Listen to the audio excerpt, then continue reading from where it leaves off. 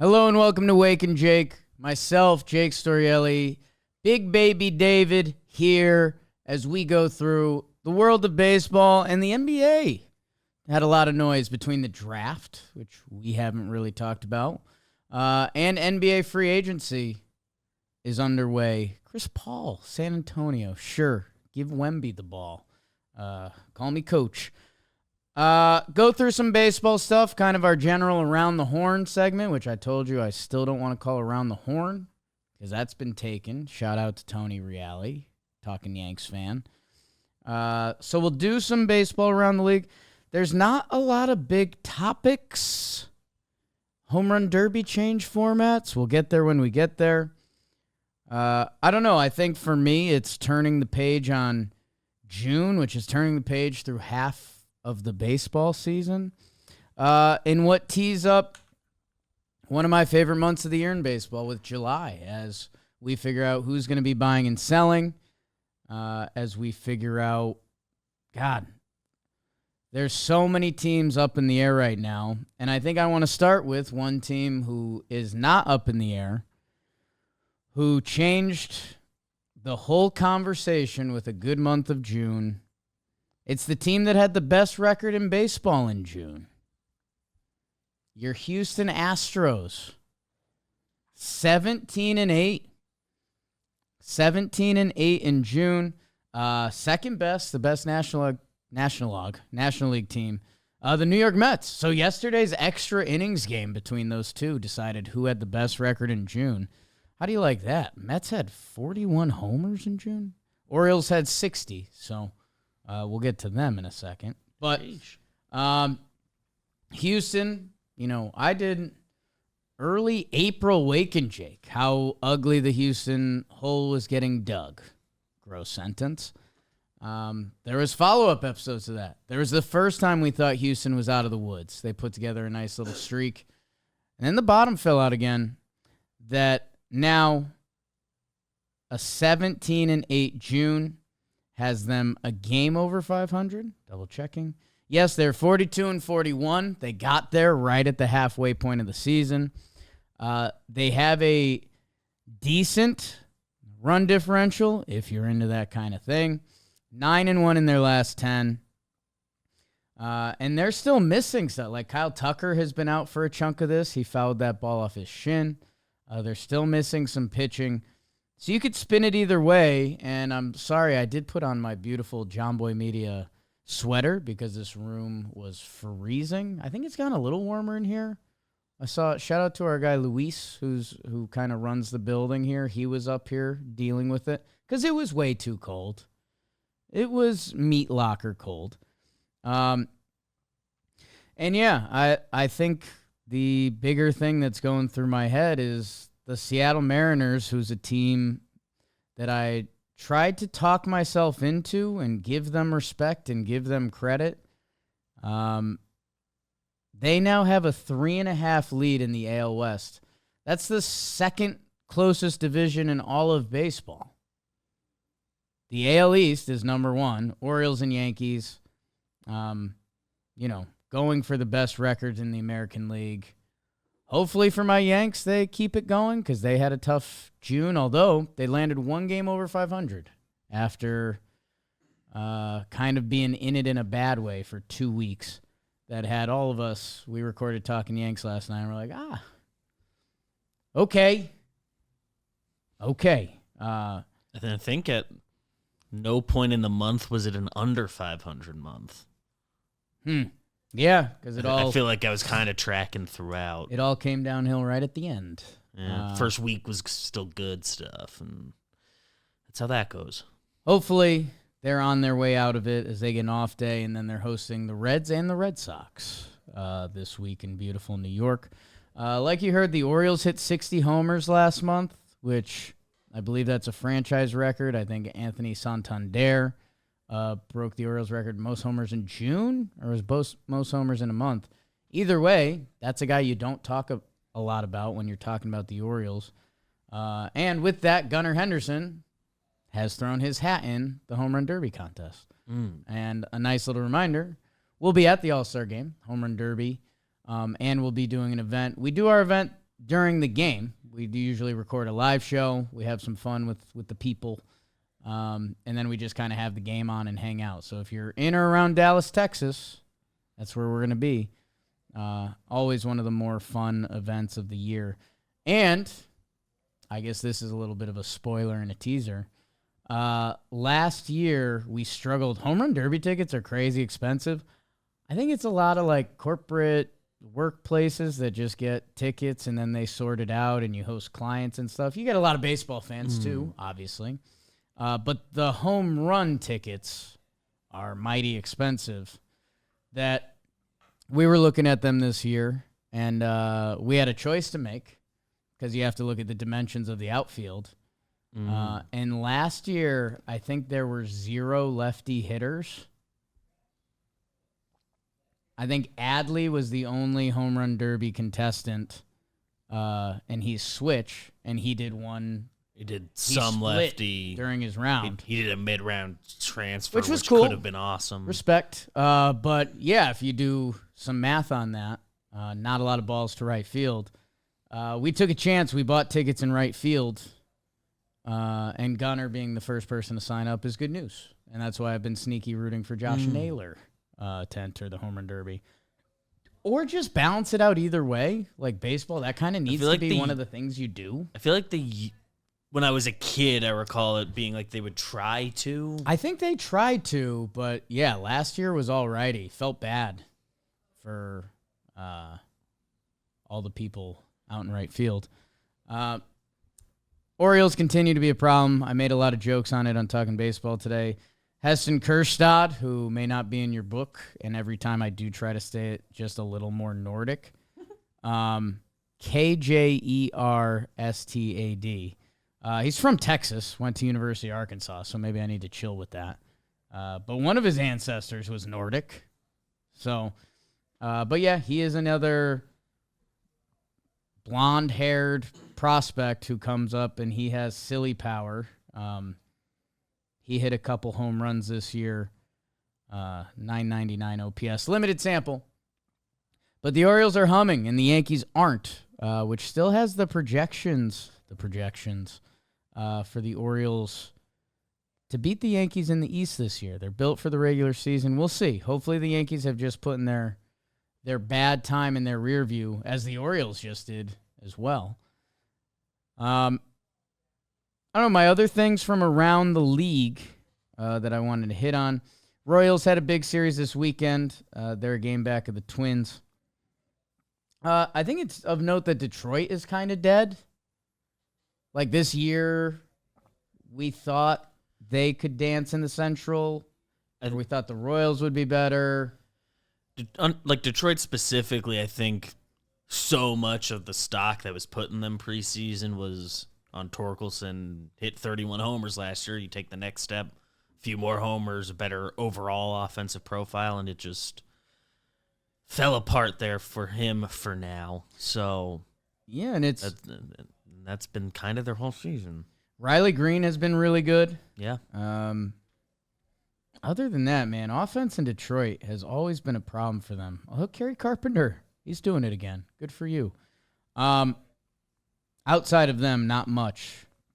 Colt Keith with a 595 OPS right now. Our guy Jack Flaherty, go check out his stats when you have a second.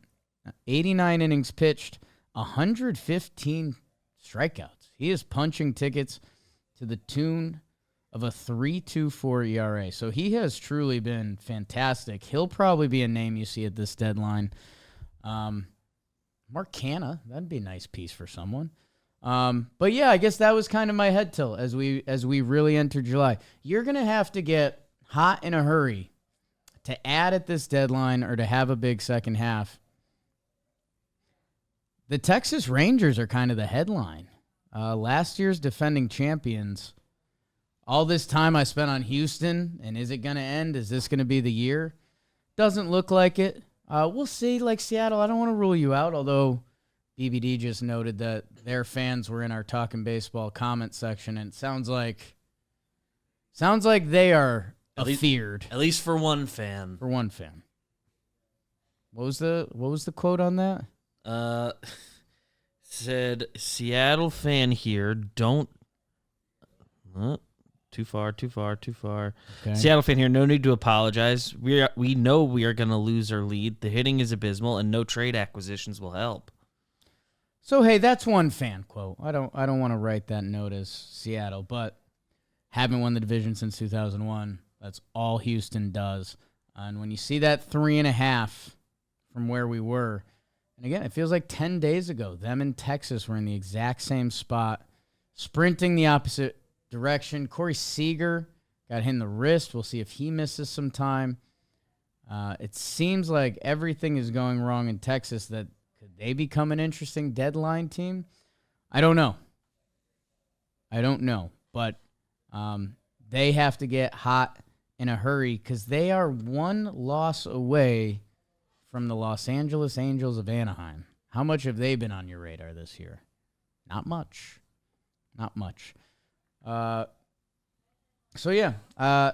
Rays are at 500. Watch out for the Rays. Always watch out for the Rays. How much of this season can they become a part of? In the National League, I don't want to say no news to report. I guess just my mid-year check-in notes. The Phillies had Harper and Schwarber go down on the same day. We've been drinking the Phillies Kool-Aid. They're electric. Their starting pitching has been incredible. Phillies aren't going anywhere. I do wonder if the Braves could get the sauce, if that division could come back into play. It's 8 games. That's a lot. But it's enough time to chip away at that. And with the Braves' reputation, I mean, they did that to the Mets. What was that, 22? 22. I forget how big that lead got, but they took it at the very end. Clipped them on the last week. That it seemingly not a ton has gone right in Braves land, but they're still sitting in a comfortable spot. And if the Phillies missing Schwarber and Harper, I mean, those are two of the key cogs. If they feel it all going into the All-Star game, if that gets down to 6, if that gets down to 5, you're going to start feeling the Braves a lot more. And we've almost ruled them out as winning that division. That was something that jumped off the page to me. No idea what to do with the Mets. Knock yourselves out on that one. Cardinals, I'll just tell you, I really like Mason Wynn. I've said that on any platform. I can say that. He plays with an intensity that's awesome. The Brewers, they teabagged the Cubs. Said that on Talking Baseball. I wasn't proud, but they literally did. Like, that's what that series felt like. It felt like Halo 2, just standing over someone you just knocked out. Didn't play a ton of Halo. I enjoyed it. Just not my game. No shooting games. NL Central, someone please win me over. And then Padres, I have to give them golf claps. I told them get to 5 games over 500. They did. They just dropped below that after their final game. 8-2 in their last 10. The talent is different than a lot of these teams. If you put the Padres next to the Giants, if you put the Padres next to the Reds, the Pirates, the Cardinals, the NL Central minus the Brewers, if you put them next to the Mets, the Padres roster feels so much different. I needed to see them have some good juice. They've had it for a little bit now. Their run differential is the 4th best in the NL. I think they're in the right direction.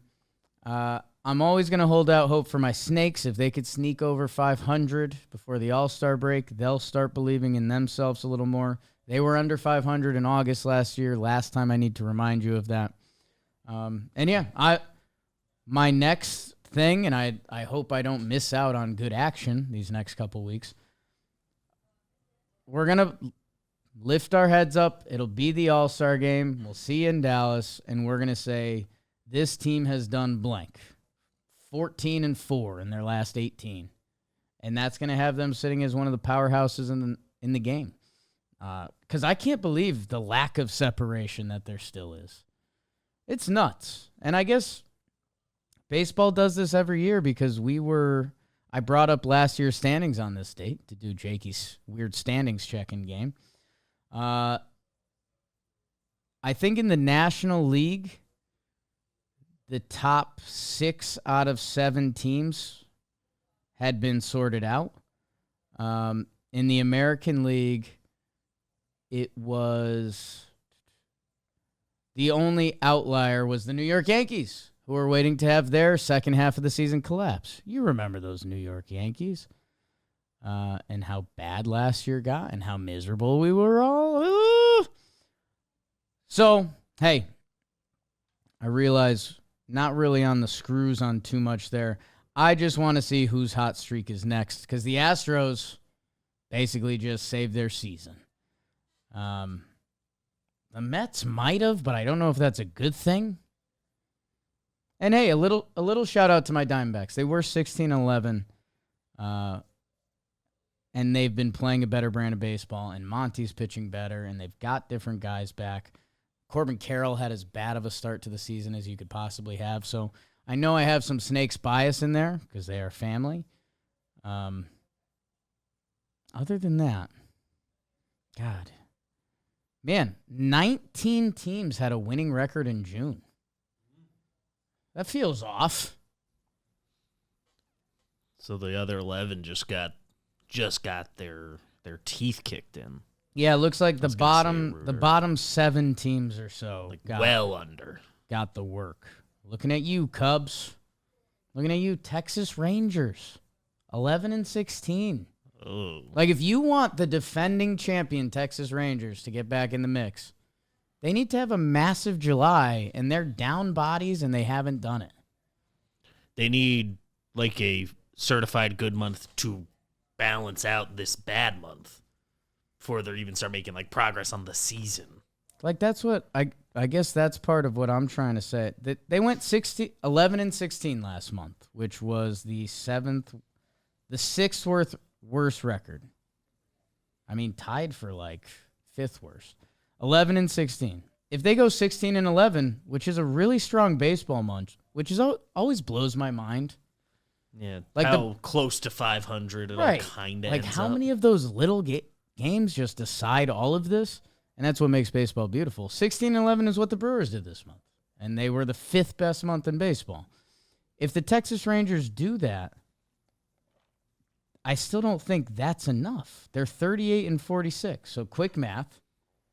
16-11, is that what I said? Yeah. 16 plus 38, we all know is 52? 54. 54. 11 plus 46 is 57. So in a month, if the Rangers have a top 5 month for a team in baseball, which they've looked bad, that gets them to 3 games under 500 for the trade deadline.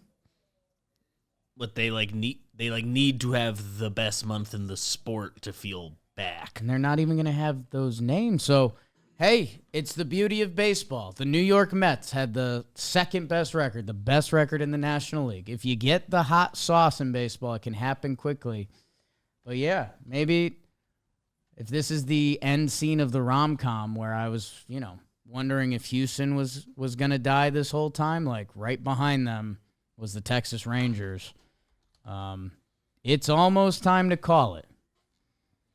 They have a worse record than Chicago Cubs, who I have been very tough on. Like, look at this part of the standings right now. Cubs, Rangers, Tigers, Blue Jays. Woof. Got any of them dancing this year?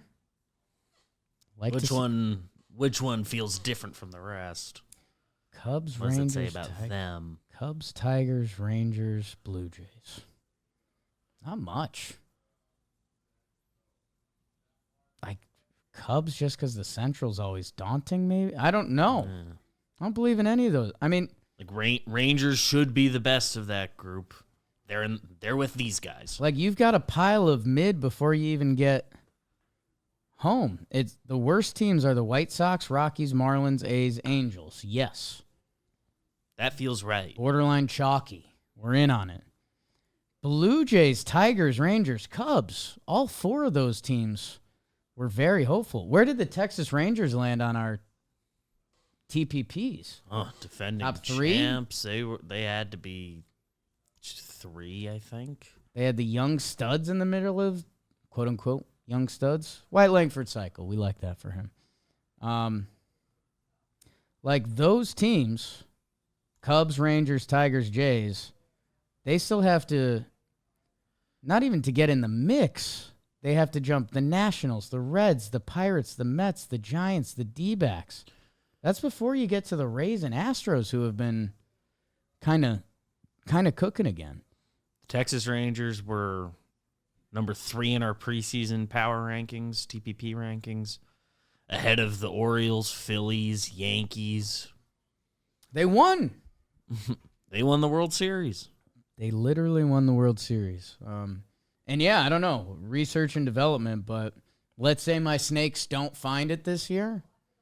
Has there been a, research and development? When was the last time that both World Series teams didn't make the playoffs the next year? It's got to be a fun fact. We'll see. Maybe we'll sick Dalton on it. Maybe we'll just dream on it. Maybe you're commenting it below while you hit the like button and you subscribe to the channel. Thank you, guys. MLB round ball there. How about this? I've got a couple quirky Jake stories, and that'll lead into some NBA content. Because 2 quirky Jake stories from this weekend. One, it starts with the cricket event, and I've told this story to BBD now 3 times now, so I'll try to be high and tight with it. Cricket had their World Cup championship. It was, Jimmy was on the call for some of these games. They had a watch party activation downtown, like Freedom Towers, Oculus Building, heart of New York City. And there's some booths there with different things. They had a cricket simulator pitcher. We had one there where we had our ball and play stuff set up that you could hit around. And I was told we're going to do some trivia and giveaways. Sure, everyone loves that. And I was told we were going to do some ball and play highlights. And I was like, yeah, all right, we can talk about that. What I didn't know, the final game was on at 10:30 a.m. India versus South Africa. Spoiler. India pulls it off. Really nice play to kind of not make it a game for the final 3 balls. Guy basically robbed a homer. Really good footwork. To ensure the victory for India, which we were rooting for because it was a lot of India fans there, not a lot of South Africans. So we're getting the rundown from behind the scene Bill, and he's like, yeah, so for a little bit, you guys are going to go on the main stage. Okay. And that's where we're going to do the ball and play highlights and trivia. I said, okay. So there's a main stage area. There's a giant TV where they were going to show the games. A bunch of people filed in there to get a good seat to watch the championship game. We said, okay. And they're like, yeah, you guys are going to lead up to the game. I was like, what? This is a huge game. This is Yankees Game 7 World Series. This is whoever your team is about to play a big game. Equivalent to the Super Bowl. This is the second most watched thing to the FIFA World Cup. This is big. So, we got ice, Justin Pennick, are getting on stage before this game, and I'm such a massive sports fan that they had a host guy there, this nice British cricket bloke. That my question to him, I was like, dude, I'm a big sports fan. I don't want to ruin any of these people's experience. Again, trying to think of if it was a Yankees World Series game and someone came up and was explaining the ins and outs of roller hockey before the game, I don't know how into that I'd be. It's like, no, man, just go up there. And I was like, all right, time to rip it. Kind of went into high school. You got a project. You just need to crank through and hammer it. We went up there. I precursed it with all of that. John Boy Media, we're trying to grow the game in the country. We're really big in baseball. Introduce everyone.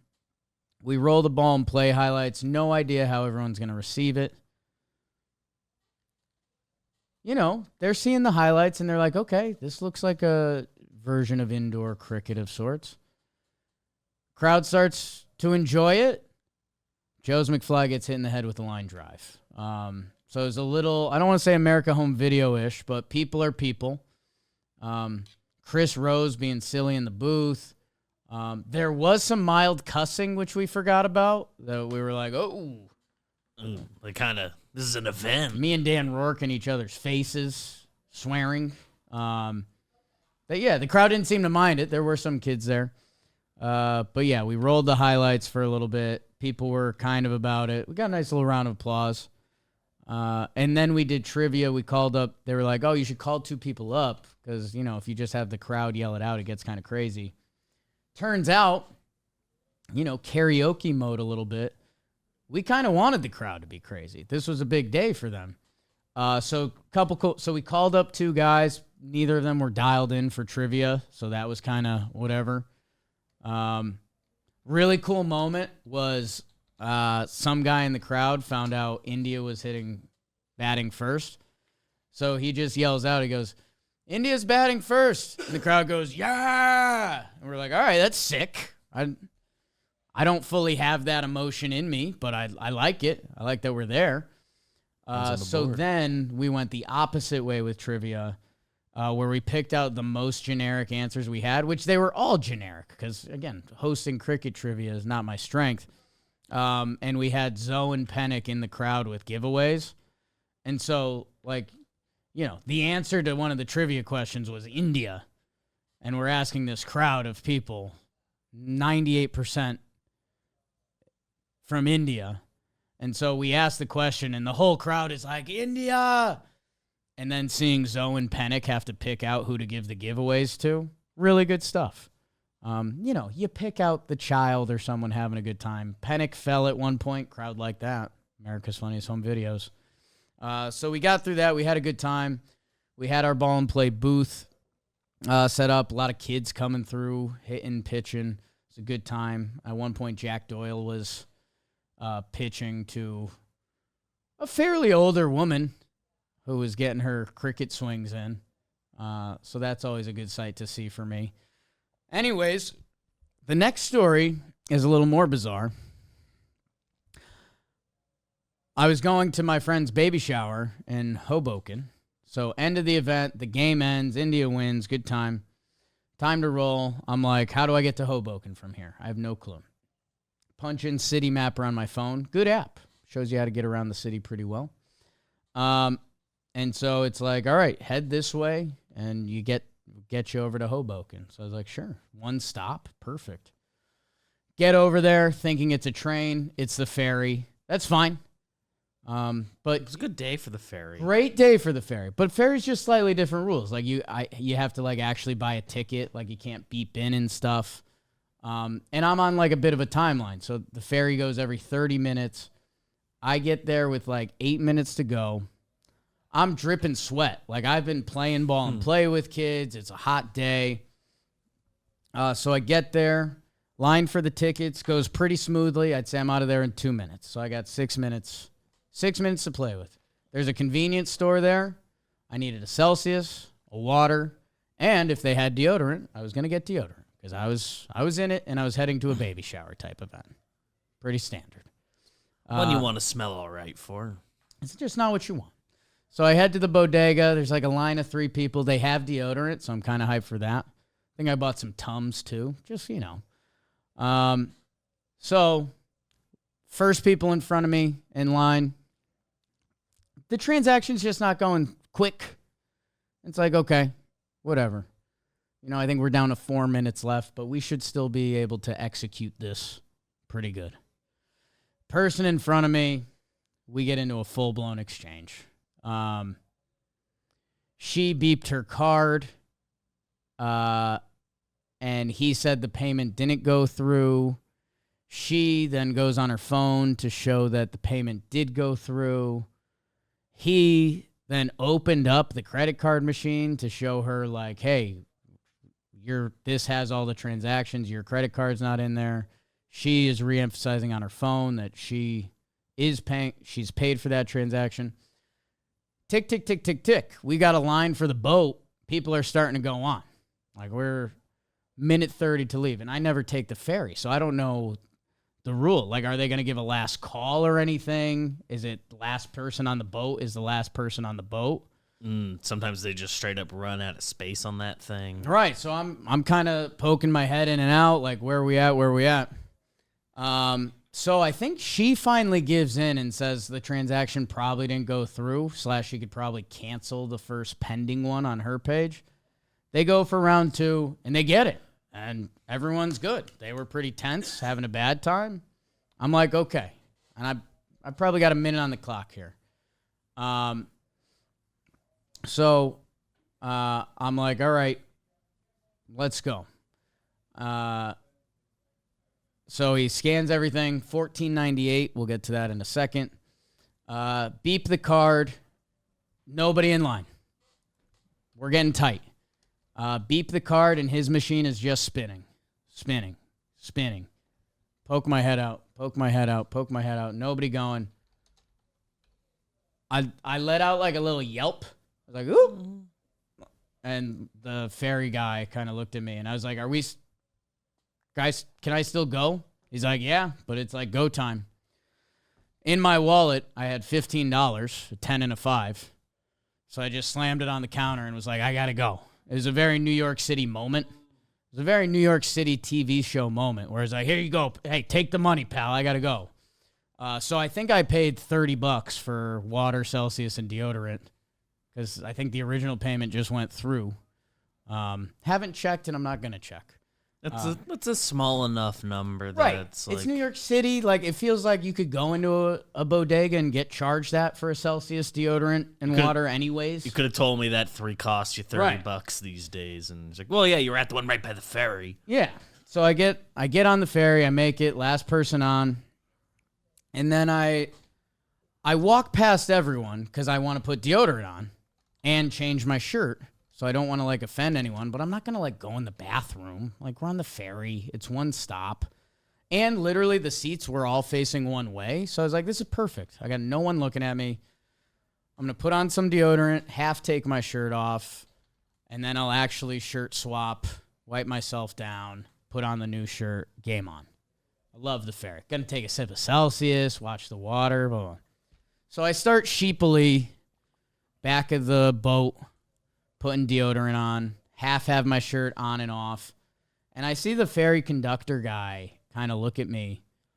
And he kind of gives like a head tilt. And I was just like, whatever. Like, I don't know. I guess if I was the ferry conductor guy, I probably wouldn't want to see a guy half changing, putting deodorant on the back of the ferry. But he probably sees a lot of other stuff too, right? I'd like to think. So the first time he looks at me, like, I kind of finish putting deodorant under one arm and almost give, like, a reassuring look like, I'm cool, man. You know I'm cool. So then he kind of looks away. And then I kind of do the other arm and I take my shirt off. So now I am shirtless on the ferry, which I am assuming isn't welcome. But this is where things get a little confusing. So the guy kind of makes his way through the crowd. I've, like, panic mode, have the new shirt over my shoulders ready to go on. And, the guy hits me with, like, come on, man, there's kids looking. And I was like, whoa. Mm-hmm. And so I look out there. And again, reminder, everyone is facing the other way. So no one is looking at me. So I'm a little defensive. I have to admit this. I'm getting changed on the back of a ferry. And I hit him with, what kids are looking at me? And, like, kind of point out there. And he doesn't even turn. He goes, I'm messing with you, buddy. And he keeps it going. And I was like, okay. So I don't know if he was messing with me. I'm not sure what happened. Here's the only other data point I have. And this is why I prefaced it with, or I forget if I might have prefaced this with BBD and Sarah before. 1% chance he's like a big fan and this whole interaction just went horribly. We pulled up to the ferry stop, which was first stop and the stop I was getting off of. The way this gentleman screamed at the upcoming ferry customers was scary. Everyone on the ferry was, everybody to the right side. And not like, there's a way you need to conduct business. It's outside and sometimes things are loud. You have to get to kind of a yelly spot, but... We sprinted past that threshold. We were not there. that I don't know. There's a chance that he was trying to have fun with my interaction, and I wasn't ready for it because I was in scrambled rat mode. But yeah, I had kind of a bad time on the ferry, just self-conscious and not sure if I'm fighting or friends with the ferry conductor. That was a little bit of Jake's story time, which also segues into the NBA draft and NBA free agency. And part of the reason it does, my friend Tim, who's a big fan of the association, me and him after the baby shower, Jess had plans, so me and Tim grabbed some chicken fingers and a beer, and we talked NBA draft. So I love any draft. I love NBA Draft.net. I told you guys last time. And it's, sports move so quick that it feels like the draft was literally a year ago. But we have some people in fun locations, and I can just give you some of my general thoughts. And if anyone thinks they have better general thoughts, I guess comment them below. But it's the beauty of the draft, man. Some people probably really liked Anthony Bennett. Some people like a lot. Ben Simmons was supposed to be like a lock. And I kind of had a little Ben Simmons stock. And with that, I'll start with the French guys, and I've got nothing for you. Hate to be rude. Don't want to be scout of the year here. I have no clue. Everything I read about them, people are all over the board. Like, people are saying Risa Shea's like not athletic, and it's like, what are we? 6'9" NBA guy, not athletic.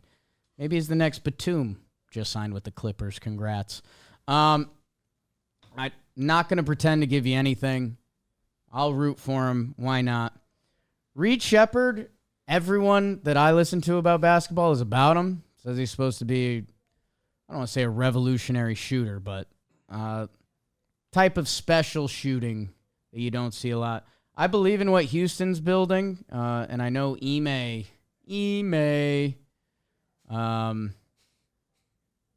think that guy can coach. I think he did a lot of other stuff in Boston, too. That's probably going to make sense. It does make me nervous with the height to be that size in the NBA. You have to be really, really good at basketball, and maybe he is. I don't know. I guess I was talking myself into Reed Shepherd. A lot of the people I trust like Reed Shepherd. Feels like in a weak draft, maybe he's getting a little too much love.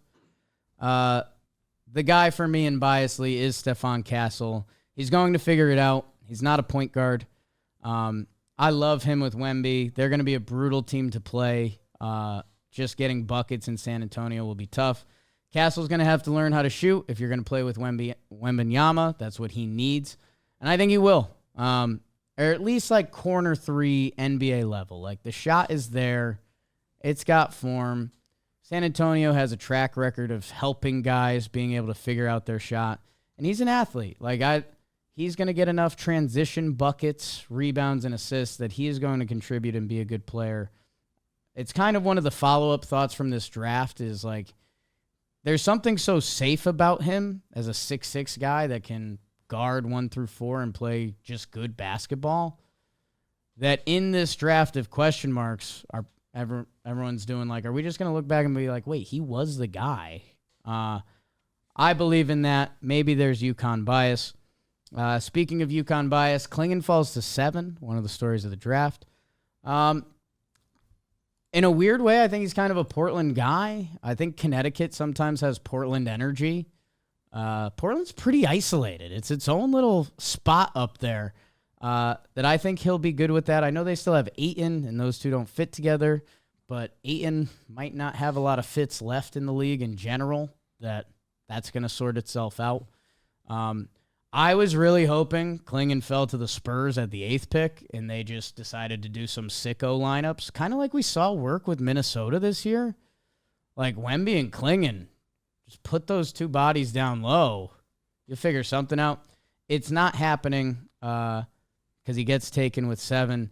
And then I think the one that we're going to look back in a couple years and this is where we'll see where the draft really got sorted. Rob Dillingham, the other kind of undersized guard from Kentucky, who's supposed to be dynamic offensively. he gets drafted by the Spurs, and everyone's like, okay, this is kind of the undersized guard that people thought you could compare with Wemby. You could go some different ways with that. He gets traded. He's not going to San Antonio. It gets traded to the Minnesota Timberwolves, which this is kind of their move. And it's, for me, this is always my NBA head tilt moment. And I guess you could do it more with MLB and a lot of, not really NFL. You know, Minnesota is a really tough free agent destination. You know, give me your top 5 free agents that have gone to Minnesota. Yeah, it gets a little thin a little quick. That they have something right now. Like their team ran out of steam or just ran into the wrong matchup. That they have something building in Minnesota. That this is their move to bring in a guard to pair with Anthony Edwards. And that if they hit on this pick, they're set up. And so I see the thought process. The problem is I don't know if Dillingham's the guy. He's got the shot-making ability. He's got the playmaking ability. Hey, maybe this is it. And if they hit, this is great for Minnesota, and they're going to be set up like we've never seen. If this misses, Father Time and Gobert probably don't pair well. We'll see what the next steps are with Towns. Nobody really knows, but we love our guy, Anthony Towns here. But I like the thought process by Minnesota because that's probably the best way that they can set up sustained winning, which is really hard to do across any sport. Edey to Memphis, I don't know. I've been kind of out on Edey. He's so massive that maybe it bucks it. The best NBA comp I heard for him was Zubats. Which, hey, if he turns into that, that's a contributing winning player. It's just the ceiling is so low, and the floor is, like, unplayable. But Ja Morant did post a rush hour Instagram story of when Chris Tucker opens a door, and there's a massive Asian guy there. So I'm support the content behind it. But it has the chance to be fun, but it feels high risk, low reward. It has the chance to be fun, and I think I said this last time. I'm rooting for Zach Edey. I hope it bucks the trend. Like there should be a place in the NBA for Zach Edey. The stat that my guy Rosillo dropped that he couldn't believe: Zach Edey last year had 0 transition points. 0. Not one. Someone poked it away, and he was, I don't know. NBA moves really fast. That number usually doesn't go up for a guy from college to NBA. NBA moves really fast. I think I got a transition point. We'll see. Really like Cody Williams to Utah. I think he's got talent. I think Utah is a good environment for coaching up that talent. His brother is killing it in the NBA. I like a lot of the weird side boxes that go with that. I think they played an ugly brand of basketball at Colorado. Part of that was his doing. But Will Hardy, coach him up. I think we're going to look back and he's going to be... There's usually someone in that 9 to 14 range that you're like, wait, how... Why didn't this compute? And I think he's got the best chance to be that. Not going to give you much on Buzelis and Topic. I'm in on Devin Carter. I told everyone this, and I think Sacramento is the perfect landing spot for him. The new grit and grind Sacramento team, light the beam. He does a little bit of everything. He got docked for being older, which I get, and there's a lot of NBA proof that the older you get, the tougher it is. I think he got docked that in a draft where the talent still isn't there. That I like Devin Carter, and I think he'll find a spot in here. The biggest story coming from this part of the draft, Dalton Knecht is slipping. Range for days. We love a growth spurt guy. Another old, which does scare people. When he was sitting there for Miami, it felt like that was the perfect fit, and people were worried about that. People thought Miami was going to trade up for him in the draft. They take Kel'el Ware, the big out of Indiana, that I have to admit, I don't know a ton about. I mean, you never doubt Miami, but at the same time, I don't know. I think Connect sitting there, and when you have Bam Adebayo, and that's who your team's kind of built around, going with the big there. Jared McCain out of Duke, man, he's going to be thrown into it with the Sixers because he's one of 5 assets currently on their roster as they've just signed Paul George. They're filling it up. Yeah, they're starting to go. Kelly Oubre, back. Eric Gordon on the minimum. Oh, yeah, it is funny, and I do like that the internet is fighting back on the Jared McCain hate just because he does TikToks and stuff. It doesn't mean I have to like a Duke player, but I don't like him for that. It's not the painted nails. I don't care about that. It's going to be funny to see how 76ers fans respond to him. And again, how about this? The fact I'll say I'm going to root for a Duke player, you have to understand that hurts my soul a little bit. But yeah, I don't want him to just get crushed as the nail polished TikTok kid. It's a little not great by us. It's just a little not great. So where does Connect land? Of course, your Lakers. Is he wearing the number 4? I believe I saw the Lakers tweet he'll be wearing number 4. Because then it's Connect 4, which that's good. We're simple people. Obi Toppin wears number 1 for Obi-Wan. Yeah. Hey, he gets paired with JJ. He's going to be with LeBron and AD. He's going to get every opportunity in the world. Yeah, I mean, I kind of wanted a little less pressure-packed situation for him because he does have range from everywhere that I feel like if he was on a lesser team and he was allowed to just kind of do whatever he wants, he could figure that out and get past the lowlights to hopefully making him a good NBA player. Man, he is going to be in the spotlight a lot. That Lakers team, LeBron and Barani, who we'll get to. And that's honestly for me in this first round. I want to believe in Terrence Shannon Jr. because I think he's really good, but he's like 24, and those guys like never work. He does land with Minnesota, and they've had a way with wings recently that he can score. So if he can just figure it out quick enough. I was kind of in on all the olds in this draft. I told you this, but that's not how the draft works, so I'm worried about that take. Closing thoughts. Well, the Filipowski stuff. I'm not going to dive into that. But if you want that's its own app. If you want to get lost on Reddit or wherever you get your information, go check that out. Don't sleep on Johnny Furphy. He ends up with San Antonio. I think he's good. Oh, so he'll be good. Or wait, did he end up going to the Pacers? Oh, Pacers. Pacers. I don't know. I have a little bit of Johnny Furphy stock. I'll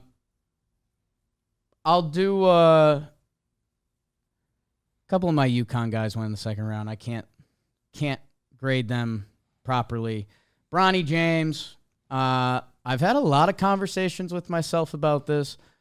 The biggest thing is I don't really care. If you want to care, I see every side of the argument. Of the part that got me mad at first was when they showed his actual watch party and his celebration. And that's the mix. It's like, wow, that's all. Happy for Bronny. He's getting a phone call. He's getting drafted into the NBA. Everyone has kind of stated if he wasn't LeBron James' kid, he probably doesn't get drafted, that he's taking that phone call away from another kid.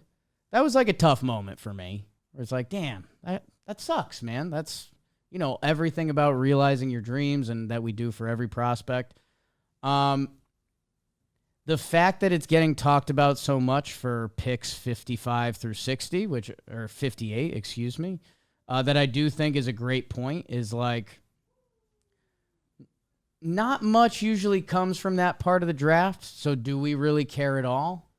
Not really. And there's a lot, people that went at LeBron because he was mad that people weren't treating Bronny fairly. And they were like, LeBron, you were a big part of the hype train. I think when he was 15, LeBron yelled out in the locker room one time that Bronny could be starting for the team right now. It's like, okay.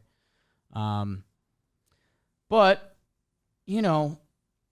Ulrich Chomche was pick 57 out of Cameroon. I don't have a lot of scouting report on him. and I don't know what he's been about or what he will be about. Ariel Huckporty was the last pick in the draft. Yeah, Knicks. Let's see what you got, kid. I guess for me, because the other way that I spun my tone just a little bit, what if we did erase the name, which everyone's been trying to do? Everyone wants to do this mental exercise, and everyone's kind of trying to get a click behind it, and everyone does want to listen about it. Like, when I was hearing some actual NBA scouts talk about Bronny Jr., I was like, okay, like, what do you actually got? Another spin zone on this, and again, there's some side twists off of this. Bronny was, I think, the 20th prospect in his high school class.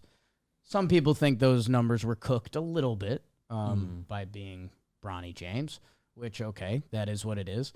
But, I mean, he was recruited to USC. Like, he was supposed to be a big part of this, and he had a significant cardiac arrest that changed his outlook a lot. That if I told you that one of the bottom 5 picks of the second round was a guy who was a top 20 recruit out of high school, had a weird heart thing, but still wanted to go pro, I think you'd be like, okay, let's see what he's got.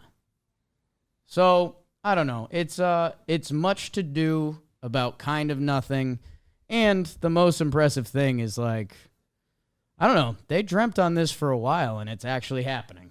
I know everyone would feel a lot better if Bronny averaged 12, 5, and 2 last year, but that didn't happen. And, like, if he did, we couldn't have had this, probably. Yeah. And who knows? A lot of things could happen in a lot of different ways that if you're too hot on it in either direction, yeah, he's off the sports. Seems like, taking things out of it, if he wasn't LeBron James' kid, right, probably, like, goes back to college this year and doesn't go pro yet, but, like, probably baseline good enough to get drafted at some point, even if it's this pick in a year, 2 years, 3 years. And next year's draft is supposed to be better, and think about everything. There's some ageist stuff that gets involved with the draft that, hey, if he went to University of South Carolina next year and got 15 and 6 and 3, would that be better than him just practicing with the Lakers? Probably not. Get some G League time, which hey, maybe he could have done anyway. There's a lot of nepotism in the world. Look at baby James. Okay. Wow. James. Free agency has kicked off in the NBA. And I think the biggest shoe that dropped is Klay Thompson to the Dallas Mavericks, which just happened. It's kind of bummer. Josh Green, who was young and had moments for them, it looks like they're going to have to move on to him as part of a sign and trade to get it done. Klay Thompson done with the Warriors. Pretty crazy. Yeah. I remember him getting drafted as like the guy from Washington State that supposedly was a great shooter. Let's see. They put together one of the best basketball dynasties of ever. And just a team that's always going to be argued as one of the best teams to ever play. So it's going to be interesting to see him in Dallas. I'll hold the littlest bit of Klay stock. It's a 3-year, $50 million contract. Nice. No state income tax. Better than Golden State. Klay, even last year, he finished really strong down the stretch. And he was coming off of back-to-back ACLs, right? Like the year before he had the 2 in a row. I always Achilles, screw up ACL and Achilles. Yeah. He had both, though? I think he had an Achilles, then ACL, either during rehab or like one of the first games back or whatever exactly it was. It was like a crazy run of injuries, and he came back, and I think the first like fully healthy year back, it was like sneaky his best year. And then last year overall was not where he would have wanted to be, and Warriors and just cap rules now kind of causing all these teams to break up sooner than you'd think. Not that the Warriors necessarily that. It's kind of time, but it's all interesting. Yeah, and I shouldn't say I'm bearing the lead. It'll be interesting to see Klay in another uni. He'll get some good looks in Dallas. Everyone just saw the run they went on. He'll be able to shoot. I wouldn't be shocked if his body's in a little bit of better shape for next year, although Father Time is coming, and those are 2 serious injuries, and he's played a lot of NBA minutes. But, yeah, it'll be interesting to see him with Luka and Kyrie. Wow. And then the other team that is stealing headlines, not DeLone Wright to Milwaukee, although I liked him in the draft. Luka Garza back to Minnesota. It's the 76ers. Everyone, the Paul George drama, people didn't know what was going on there. Was he going to figure it out in L.A.? Was he going to go somewhere new? He ends up with the Sixers, Maxey, George, and Embiid. I mean, that can go 1 through 3 kind of with anyone. It's going to be interesting to see how they fill out the roster. BBD just told you a little Eric Gordon. Gordon on a minimum, Drummond backing up. It's going to be one of those teams. It's going to be, let's fill this out. Oubre's back. I like Oubre. Yeah. Sometimes. I think that's where everyone kind of lands with Oubre. I guess, hey, when the Eastern Conference in this playoffs, and we were using it as shots fired at the Celtics, it got really thin really quick. The way the Knicks are set up, if the Sixers can somehow get that crew healthy going into the playoffs, it'll make you think, especially after everyone just saw the run that Dallas went on. If you have the stars there healthy and playing well, that I don't know. Philadelphia has to be feeling pretty good, especially not knowing what the next steps were going to be. The fact they bring in PG for a little bit, although it always just seems like the idea of PG ends up a little better than the execution of Paul George. Mason Plumlee to the Suns. Chris Paul to San Antonio, I think, is fun. It'll be a fun picture in a few years. Yeah, CP3, I guess it's the one with him and with Wemby taking another step, the one like semi-competitive place he could have started. Yeah. Certainly one of the few teams where he could be guaranteed you'll be allowed to start here. And I did like that for very briefly, and this has become a joke online, Brandon Paul was a player who played briefly for the San Antonio Spurs, number 3. If you invested in one of those jerseys, you now get the payment of the Chris Paul Spurs jersey. But yeah, no, like Wemby is next, and it's already happened. It happened like at the end of last season. Like he might be worth some MVP cheese next year. He's really good. That the pictures of him and Chris Paul and getting some entry passes from Chris Paul, that'll be a fun watch. Even though Chris and Cliff aren't who they used to be, we'll see. The next Woj has been spitting about Lauri Markkanen. Let's see where he ends up. But yeah, the East, Celtics are bringing everyone back. Knicks look great. Sixers are building something. Bucks, let's see what that looks like. Are the Orlando Magic going to make a move? Everyone's been daydreaming about them. Yeah. They were like the sneaky, like, imagine if Paul George wants to go there, because that would be a cool fit and take them up a level, but not so much. Didn't happen. Supposedly Golden State is flirting with Markkanen. Let's see the next steps. Basketball is rolling. Baseball is rolling. Football is on ice. So is hockey, technically. I don't know. I think ended up rambling for a little bit. Hope you guys enjoyed it. A lot of it was weird. Shout out to Dan. Oh. Tell him, babes. Wake and Jake is a production of Dan Patrick Productions, John Boy Media, and Workhouse Media.